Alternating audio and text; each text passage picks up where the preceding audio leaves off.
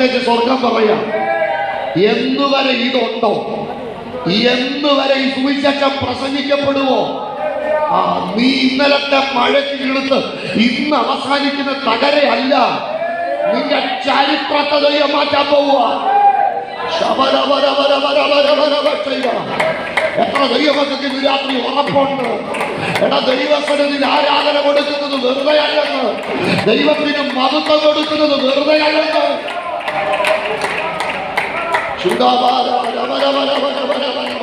ഞാൻ ഈ മണിക്കൂർ സ്പെൻഡ് ചെയ്യുന്നത് വെറുതെ അല്ലെന്ന് തിരിച്ചറിയുന്ന ദൈവമക്കള്. ലോകത്തിലെ ഏത് സാധനത്തിനും വാറന്റിയും ഗ്യാരന്റിയും തരുന്നത് 5 or 10 വർഷമാണ്. പക്ഷെ ആരാധിക്കുന്നവന്റെ വാറന്റി അല്ലാതറിയാമോ? എന്നുവരെ വചനമുണ്ടോ, എന്നുവരെ വചനം പ്രസംഗിക്കപ്പെടുമോ?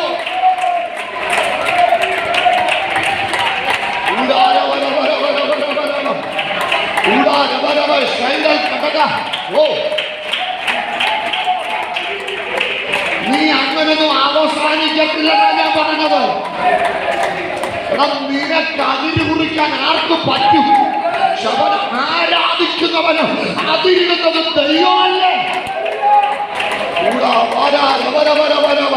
ഇന്ന് രാത്രി മനുഷ്യരുടെ ചില റിപ്പോർട്ടുകൾ, സാത്താനുടെ ചില റിപ്പോർട്ടുകൾ നിന്റെ മുമ്പിൽ സ്വർഗത്തിലെ ദൈവം കീറിക്കളയുന്ന രാത്രിയായത്.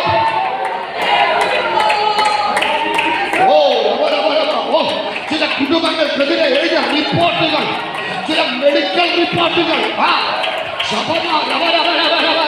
ചില മനുഷ്യരുടെ റിപ്പോർട്ടുകൾ ഇന്ന് രാത്രി സ്വർഗത്തിലെ ദൈവം കീറിക്കളയാൻ പോവുക. അസാധാരണമായ ദൈവമഹത്വം. ചലിക്കട്ടെ, ചലിക്കട്ടെ, ചലിക്കട്ടെ, ചലിക്കട്ടെ.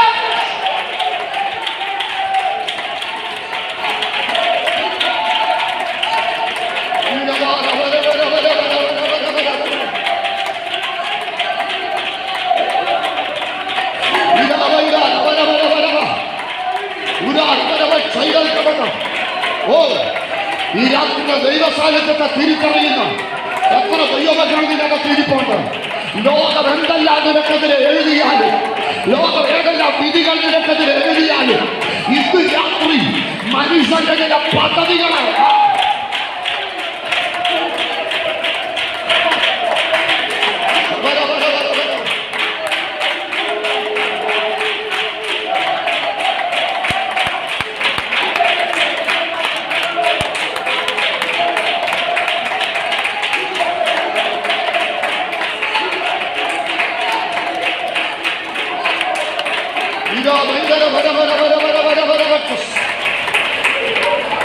നിനക്കെതിരെ മനുഷ്യനെതിരെ ചില പദ്ധതികളെ ദൈവം ഇന്ന് രാത്രി കരിച്ചു കളയും.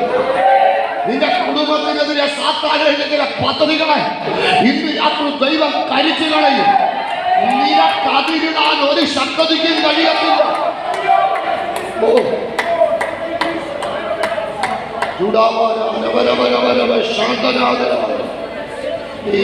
ഇപ്പൊ നിങ്ങൾ ആരാധിച്ചുകൊണ്ടിരിക്കുമ്പോൾ എന്നോട് വളരെ ശക്തമായി ദൈവം ഇടപെടുന്ന ഒരു വാക്യമാണ്.